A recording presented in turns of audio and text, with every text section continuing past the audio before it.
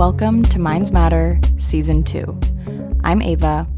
And I'm Beth, and I'm a PhD student at Monash University in the Center of Consciousness and Contemplative Studies. And I'm a PhD student at UC Santa Barbara in Psychology and Social Neuroscience. So we started Minds Matter while we were doing our masters together in Amsterdam on our university student radio. And now we're back for Season 2 with a brand new format. This season on the podcast, we'll be joined by a lot of exciting guests, most of whom are in relatively early stages of their careers. So mostly postdocs and assistant professors, people who aren't that far from their PhDs. We'll be talking to scientists on the cutting edge of research on resilience, social networks, perceptions of history, and much more. We're so excited to be back and happy to have you joining us for the ride.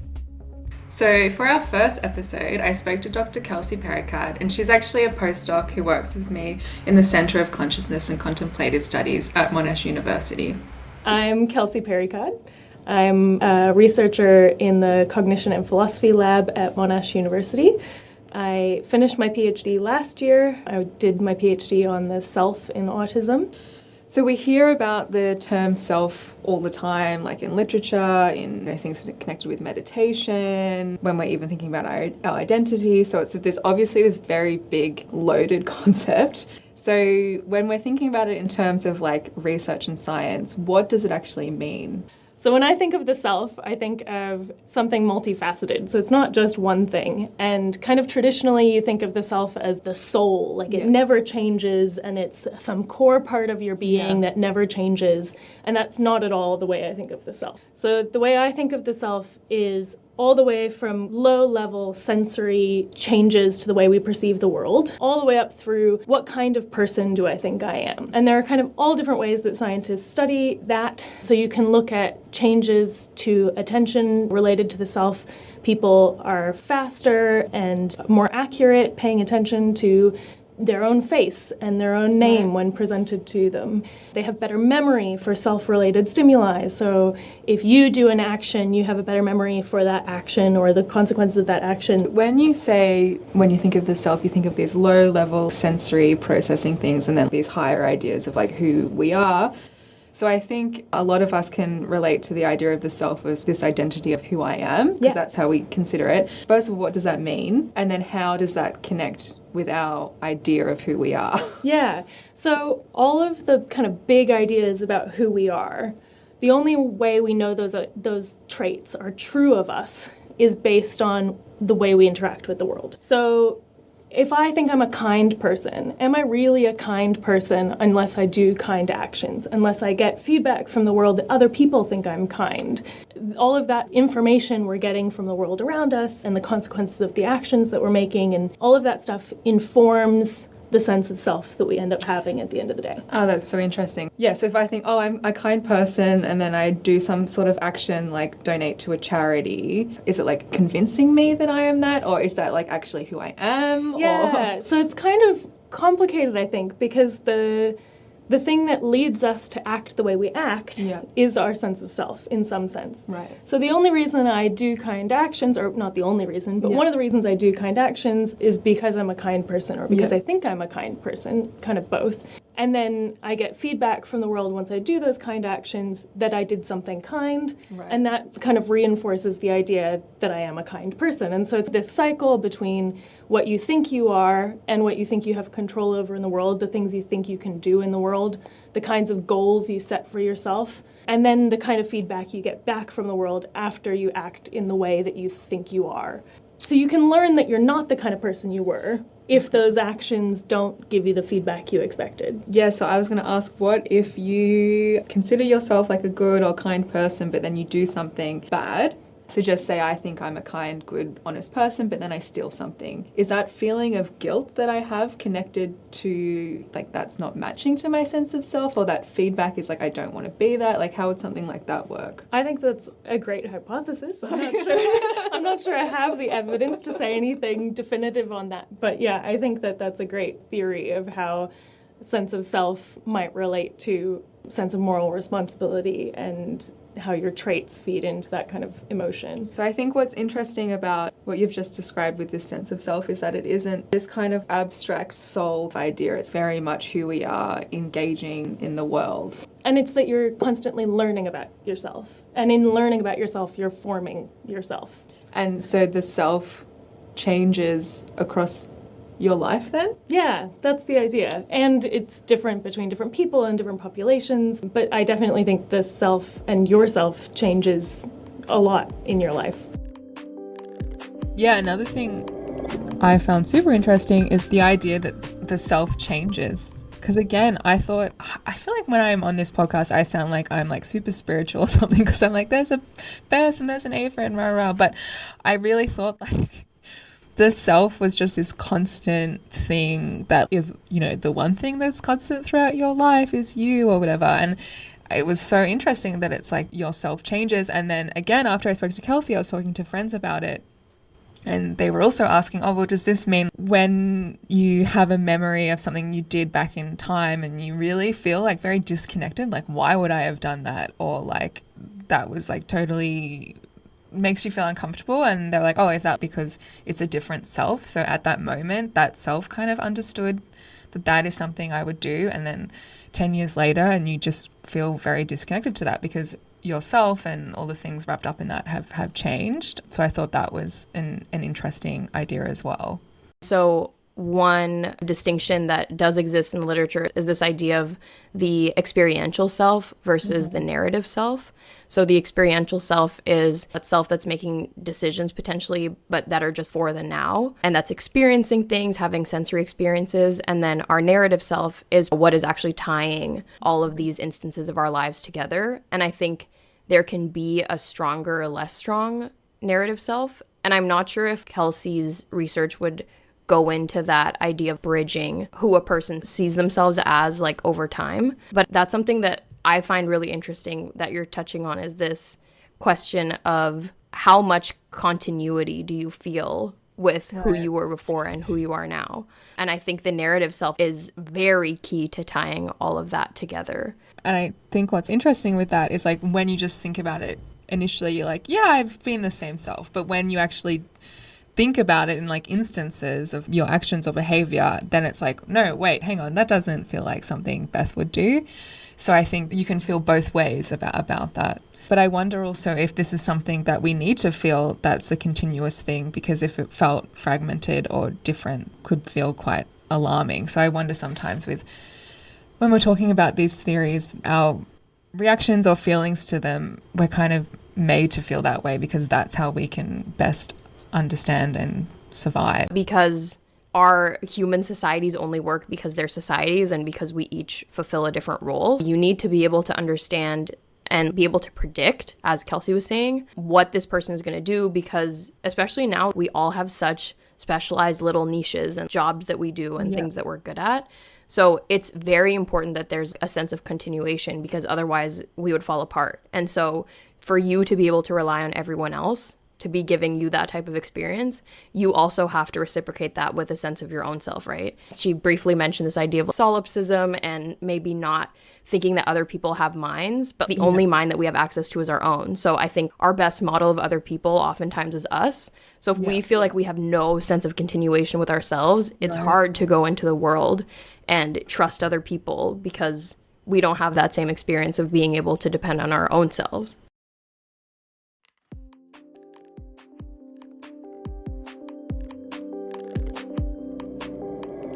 To really understand how Dr. Perrykkad approaches studying the self, it's important to take into account the framework she's working under. This framework is called predictive processing. Predictive processing basically says that what the brain and the mind are doing is predicting what's going to happen next in the world, getting feedback from the world about whether that matched or mismatched with the expectations, and then updating what your expectations are next. So one way to think about that is that you're building an internal mental model of what the world is like and what it's going to be like based on all of your previous experiences of the world. And could you give an example of how that would look?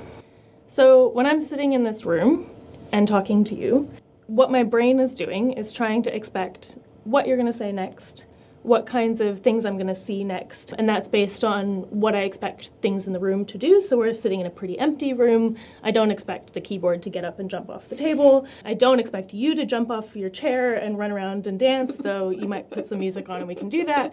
But I take cues from the environment, and based on what I've always seen these kinds of things do and these kinds of people do, I make expectations for the next state of the room, which is pretty similar to the last state of the room. But if I was at a music concert, for example, the next state of the music concert is going to be much more complicated than the next state of this room.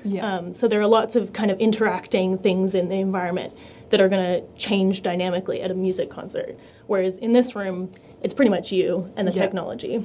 So what's the benefit of having these models of how we expect the world to be? It's supposed to make processing easier and quicker for the kind of neural architecture. So it's supposed to be that you don't have to then take in all of the cacophony of sensory input and process it all. And this is why we have models of attention and all of this sort of stuff, that we don't have the cognitive resources to process everything that happens at every moment of time. So being able to predict what's going to happen and then only really process the things that you didn't predict, the only things your brain has to deal with are the things that didn't match your model, and then those things then update your model for the next time. So hopefully you're a bit better next time at predicting what's going to happen. Taking this back to the self, within these models, do we have a model of self? Yeah, definitely. So all of those aspects that I was talking about before, from attentional differences to the traits that we have to memory and all of these things, the self is the one cause of sensory input that is there from the very beginning to the very end of your life. Right. So when I'm trying to understand what I'm going to see next, one of the things I expect is that my actions will change the world. So looking over there versus looking over here, I'm going to see different things because I've moved my eyes. And so I can attribute some of the changes in my sensory input to myself or my body as an aspect of myself. And in similar ways, when I act kindly, I expect changes in the person I'm sitting next to that will be a result of the action that I've just made. So the kind of self that I think I am changes the kind of sensory input I'm getting from the world. Right. It changes my expectations, it changes the results, and I can attribute some of those results in the world to my actions and myself. Initially, you were saying how the self changes across our lifetime.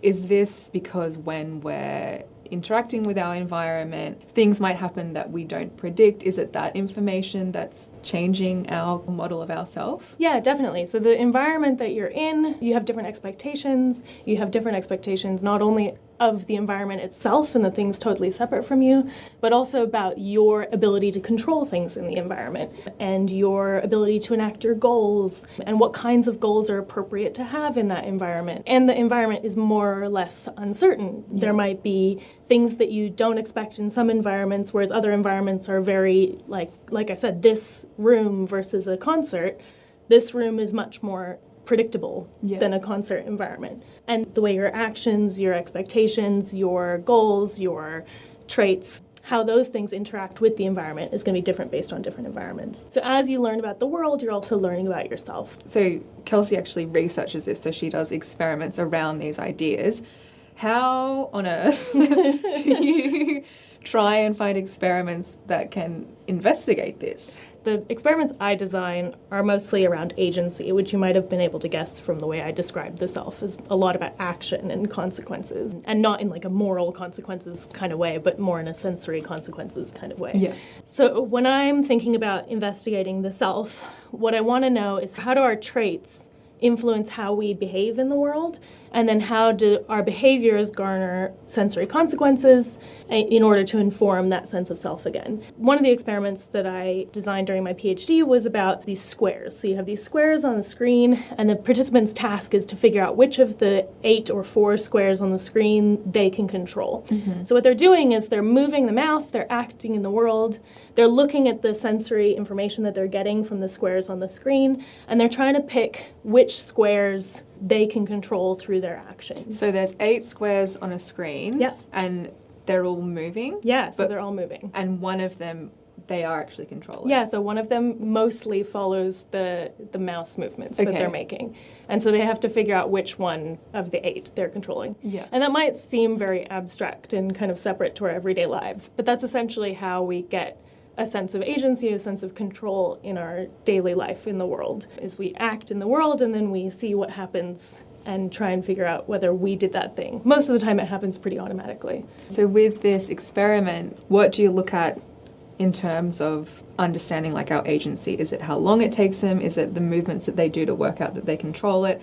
And then given whatever you find, what does that tell you? One of the things I was looking at was specifically what strategies people use. What kinds of actions do people take in order to figure out what they can control? So I split all of the mouse movements into different kinds, people moving vertically and horizontally, or moving in circles, squiggles, all sorts of different kind of strategies to try and figure out which square they were controlling. And I was also using eye tracking, so I could look at which square they were looking at any moment in time. And another thing I was interested in is when they decided to move their eyes from one square to another. In other words, when did they decide the square I'm looking at isn't moving the way my mouse is moving? I think I should try another square. So it's the participants themselves in my experiment, experimenting with what they can control and trying to figure that out.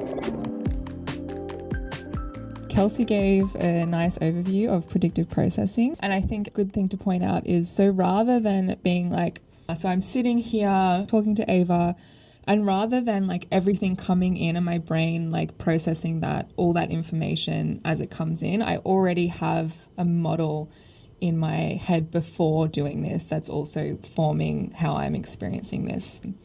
So yeah, rather than it just being like, oh, all this information's coming in and I'm like processing that, and it's like crazy and there's so much going on, it's already like, no, I have all these expectations already about how this will go. I think sometimes our expectations can also cause us to go, though. Yeah, I think they do often. Yeah, that could happen too. So if you feel like that, don't worry, your predictive processing isn't broken. Also, predictive processing is probably one of the biggest and most important frameworks right now for understanding how the mind as well as the brain work.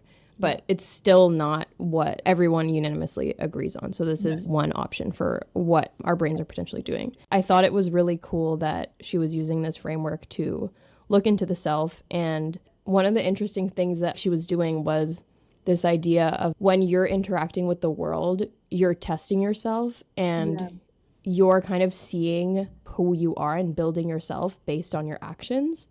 And so, interestingly, this is actually like one of the most spicy moments in like social psychology history. So in the 60s or 50s, there was this movement that was like the biggest movement in psychology at the time that was centered around this idea of cognitive dissonance, which basically meant that when people hold a view that's inconsistent with a behavior that they're taking part in, they feel this discomfort, or this dissonance is what they called it, a physical discomfort, and that causes them either to change their view or to change their behavior. But more often than not, it can be changing your view. So this explains why hazing can be such an important motivator and make people feel like they belong and stuff, because they're like, we need to explain what hazing is, because I don't know if all our audiences, luckily, might not know what that is. Well, you're lucky if you don't know what hazing is. Maybe it's our Australians, I guess, who wouldn't know. You guys are living a great life down there. Yeah, I don't think we don't really. So it's kind of like with frat and sorority culture, you have to go through these awful kind of feats of strength, I guess, to be accepted in. And people do awful things to one another. And explaining it, it's really confusing at all why it is still a thing. Is it still a thing or is it banned? I don't know. I think a lot of it is technically banned, but it still happens. Right. I think people hopefully don't die anymore from hazing, though there have been cases where it has happened. In Belgium, there was a really terrible case of it that I'll let you all Google. But it's hard to understand why people would do this. But in the lens of psychology and cognitive dissonance, it all makes sense, because if you're doing all these terrible things to get into a club, then you don't want to do those things. You understand that you wouldn't want to run around naked in minus 35-degree weather in the middle of Boston or whatever and try to get back to your dorm room with no guidance. You don't want to be doing that. You don't want to be drinking until you're passing out, rolling down a hill, whatever it is. Well, maybe you do. That's up to you. So you've done all this with the goal, to get into this club. Yeah. And you finally are part of the frat or part of whatever group it is. So you tell yourself, I clearly really value being in this because otherwise I wouldn't do this. So you change your value so that you adjust it to say, like, there was a reason that I behaved this way. So this is this framework of cognitive dissonance where because of this discomfort, you change your values. This theory that sort of blew it out of the water, it was almost like a troll. This guy was like a troll in the social psych world. Yeah. He basically said, well, actually, if you think about it, it's not that there's necessarily like this huge discomfort. It's just that people are doing self-perception, meaning understanding themselves, the same way that they're understanding other people. So based on someone's actions, you're going to infer who they are. So meaning if we see Michael Jordan doing an ad for Gatorade and he's like drinking a ton of Gatorade, we know that he is getting paid millions and millions. We probably aren't going to infer that he loves Gatorade. Right. But if we find out that he was doing this for free, then we'd be like, oh, he probably loves Gatorade, right? Yeah.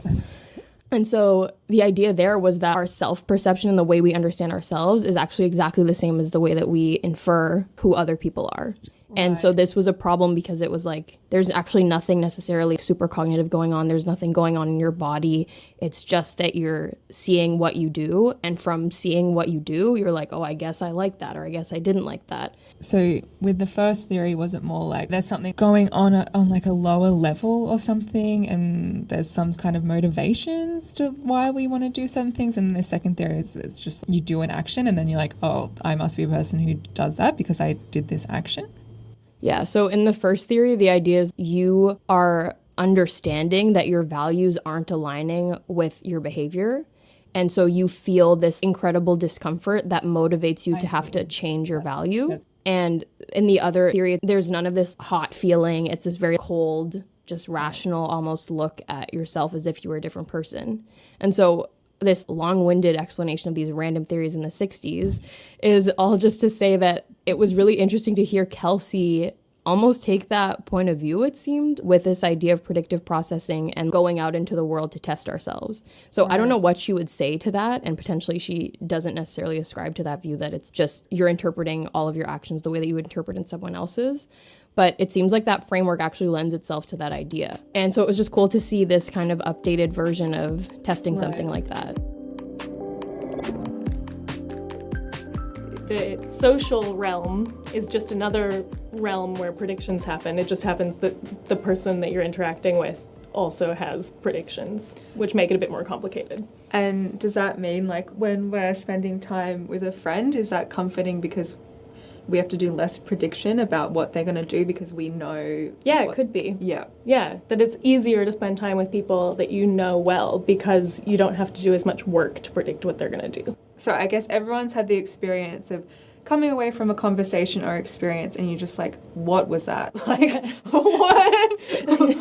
what just went on? Yeah. I don't understand. And you can feel like quite isolated. It just is a very strange, uneasy, unsettling feeling. Yeah. Could this model of the self explain those kind of interactions that we have? Yeah, so some of that is going to be predicting what the other person is going to do. And if they give you responses that you totally didn't expect, then your brain's going to try and update your expectations of their next action, right? And you're constantly kind of modeling what they're going to do based on what you did. And because you're getting a lot of prediction error, you're getting a lot of mismatch between what you expect and what's actually happening in the conversation, your brain is doing a lot of updating. It's like trying to figure out better and better what that other person's going to do. And if it doesn't get a hold on what that other person is like, what that other person's self-model is going to lead them to behave like in that conversation, then you might leave it just being confused, essentially. Yeah, that's so interesting. Yeah. Or disappointed that you couldn't figure them out. And if you think of yourself as a very social person, then that might be very disconcerting because you model yourself as being very effective in conversations. And then when you don't get feedback that your conversation was effective, it kind of threatens your sense of self too. Oh, that's so interesting. And are there, I don't know if we know this, but is there a limit to the amount of different selves we can model in our mind? Like, is there like, oh, I can understand 500 people, like different types of personalities, but I can't understand? Or is it like, yeah, how does that work? Well, I don't think we model each self individually in our minds. So I think there's probably like a nested hierarchy of expectation, and you can kind of group people a bit into like the type of thing you expect them to do. And maybe the words we have for traits do help us do that in language to explain how we group people in the kinds of actions they're going to take, like kind people and evil people. No, that's interesting.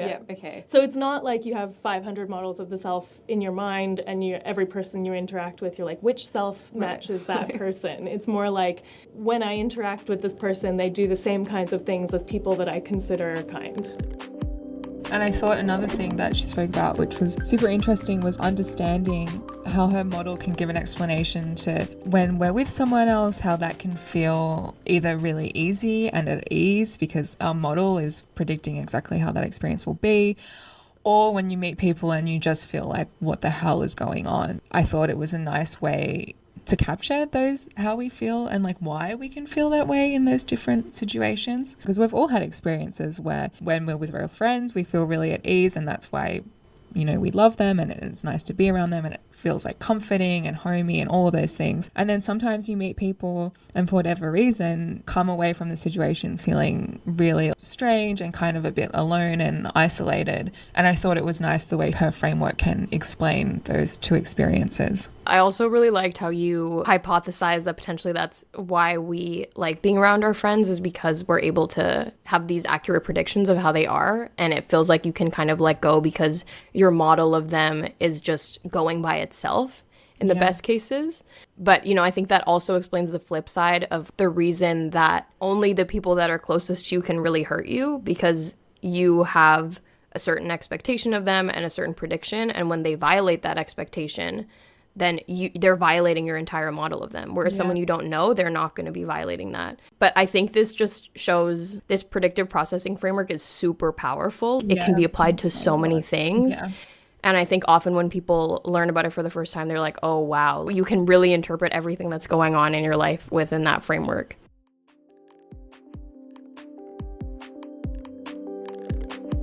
So just say I am an awful person. I'm evil, I'm terrible, I'm cold, all those things, but I want to become kind.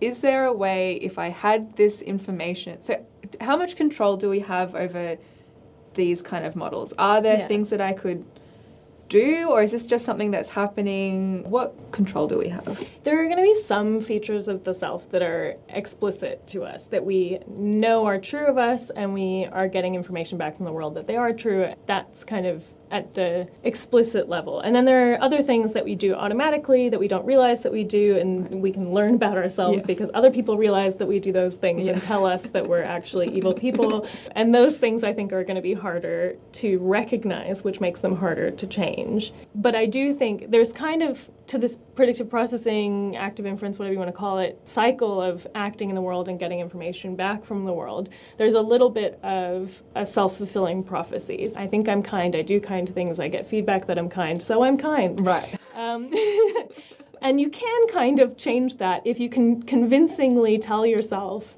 this evil person, if that evil person can convince themselves that actually deep down I'm kind, they might start acting in kind ways, getting feedback that they are kind, and then actually become kind. Right. Because we don't think of the self as this stable soul-like thing where there are true things about the core of us that will never change.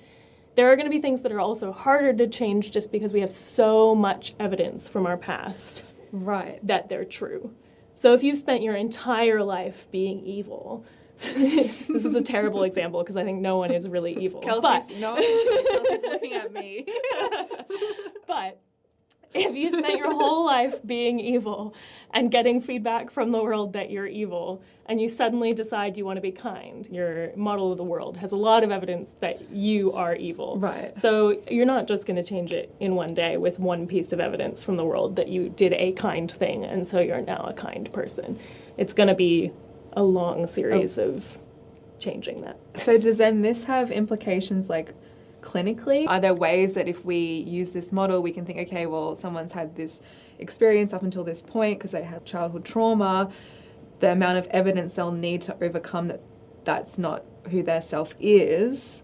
Is there ways that we can kind of think about how we can... and you can think about some aspects of cognitive behavioral therapy as really getting at that, is like taking your expectations for yourself based on your history and questioning them and trying to replace them with something else and trying to give you evidence that that's not true, or give you other sources of evidence than your traumatic past, which might help to alleviate the kind of expectations you have based on your history. But you also have expectations for yourself in terms of how a traumatic event affects you, if you've had a lot of them, and figuring out coping mechanisms based on your history will change how you act in response to similar events in the future. So I think there are ways to change it. I don't think it's hopeless, but it definitely explains some of how people end up. But I think that's kind of common sense, that your history forms who you are. Yeah. I guess maybe in this model, though, it's like provides a bit of hope, because maybe people think, oh, the history forms who you are, and then that's just who you are. Right. No, you're dynamic. You keep changing. So I think that that's quite hopeful for, like, in terms of the clinical relevance of this, because it's not like, oh, if someone has that trauma, they'll just carry that with them forever. It's like, no, we can put people in positive environments. Yeah. And I think that's you just really need nice. enough evidence to change your expectation. Okay, so there is a learning task which was done by S2E and colleagues in 2012, which is a self-attribution bias task. So essentially what they did was they present participants with three shapes. There's a circle, a square, and a triangle. And they say the circle is you, the square is your friend, and the triangle is a stranger. And you get a minute to memorize that pairing, which is a random pairing, doesn't have anything to do with your actual life. Okay, so Circle, square, triangle. And all the participants get assigned different meanings to each so you one. counterbalance them, so it's not like nothing to do with the particulars the of the shape. So they learn that the circle is them, that the square is their friend, and that the triangle is a stranger. So they get a minute to memorize those things, and then their task, they're presented with a pair. So they're presented with a shape and a label, and they have to figure out whether or not the shape and the label match what they've learned. Okay, so just say circle, self, match, circle, friend, non-match, and they have to work that out. And they have to, very quickly, they get flash them really fast, and they just have to respond as fast as they can, which labels and shapes, whether they match or not. And what they found is that when the self label is presented, people are faster and more accurate at making that match and mismatch decision. So even if it's shape of self but word of friend, so that's a mismatch, they're faster than any of the other conditions. I think it's just when the label is self. They're faster than the other so just condition. the word, yeah. But the interesting part of that experiment to me is that it has no bearing on the rest of their life. It's something they've just learned. It's not meaningful in any sense. It doesn't relate to what they're going to have to make for dinner or how they're going to interact with their kids later that night. It doesn't relate to any other aspect of life. And yet, having just the label self makes you faster and more accurate. It's like your brain has some preference for things that it's been told relate to you, even if it hasn't learned that it does have behavioral consequences for you later. Because if people are faster and more accurate, that means they've learnt it better, right? Yeah, maybe. Yeah. Or that their attentional systems react to it. Okay, so their attentions, more. so when they say that they have better attention either way. Yeah. But there are memory experiments too, that people remember things that they've done. So, for example, there's a task where you play a game with the experimenter and you are putting cards in a pile. Yeah. And you put some of the cards in the pile and the experimenter puts some cards in the pile. And then later you're shown a bunch of cards and you're asked, which cards have you seen before? Yeah. You're going to be better at remembering the cards that you put in the pile than the experimenter did, just because you associate them with yourself in some ways. So there is some memory component too. So with the first task where all you have is the word self, As you're saying, that doesn't have any meaning. Like, why is this?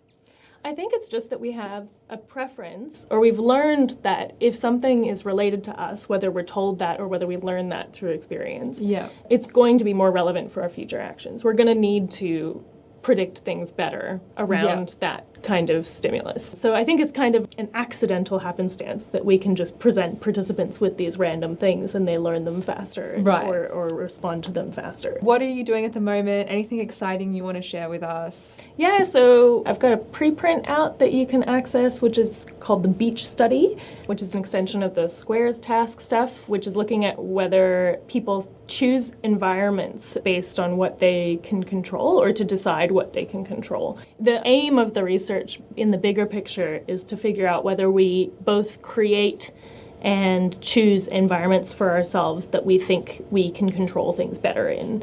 And whether we switch environments when we're losing control. So we would want to be in environments with control because that's something we can predict better?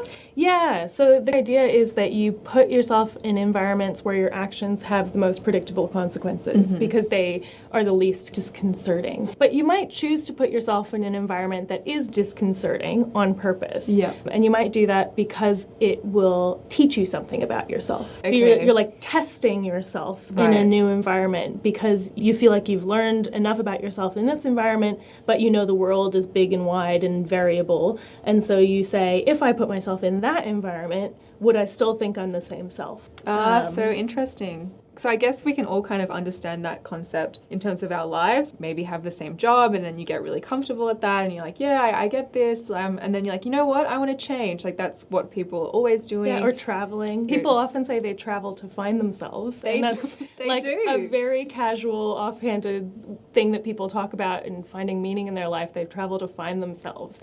And you kind of do travel to find yourself. No, you totally do. Whether that's because your same self works in that new environment and you can kind of confirm the self model you had, or whether it's that it doesn't work and you have to update it and learn a new self. So how could you do this in a square study? So we have two different environments on the screen. We call it the beach task because one of the environments is the sand, and the other one has waves. In other words, when you move through the environment with your square, in the sand environment, you kind of jitter around randomly around the mouse movement, or if it's not your square, that square just kind of jitters around randomly. Whereas in the water environment, you're pushed with these regular waves to the left or the right.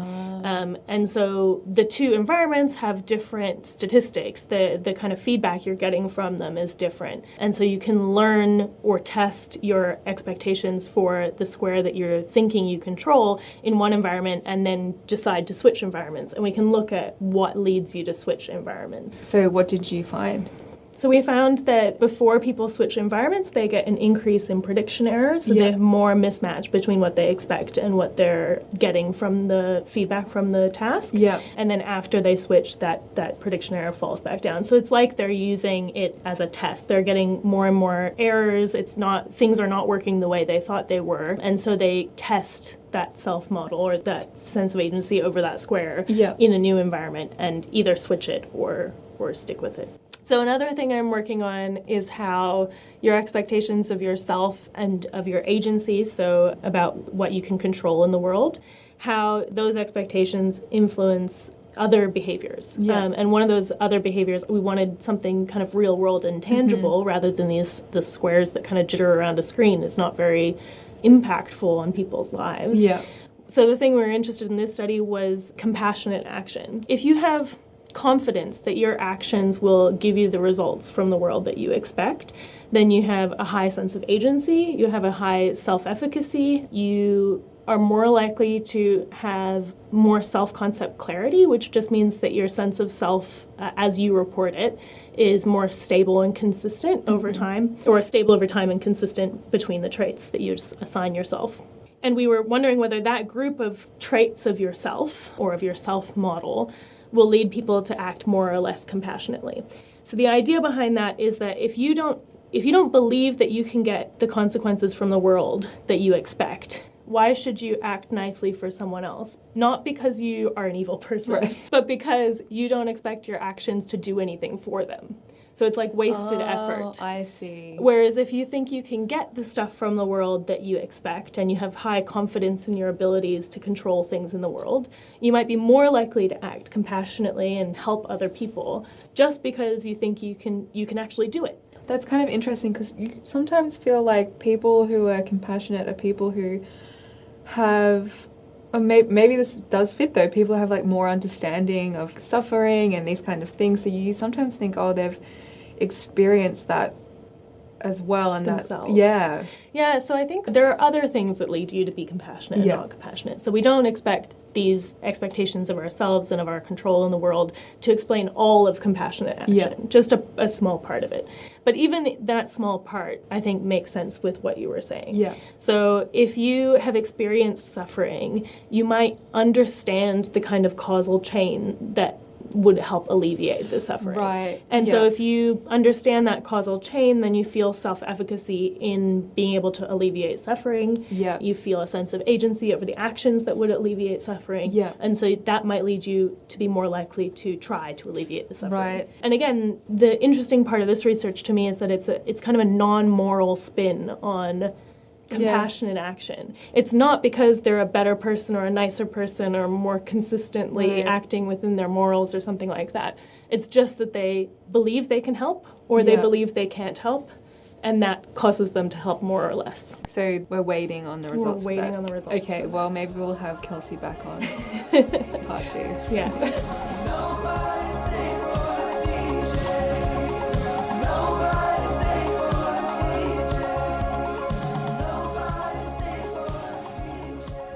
Thank you to Dr. Kelsey Perrykkad for joining us as our guest this episode. Our intro and outro music is Nobody Stayed for the DJ by Glacio. Our transition music is Back for More, also by Glacio. Minds Matter is mixed, edited, and created by Beth Fisher, she's the Australian one, and me, Ava Madasuza. We'll be back in 2 weeks with a brand new episode of Minds Matter. In the meantime, find all our episodes and show notes on mindsmatterpodcast.com.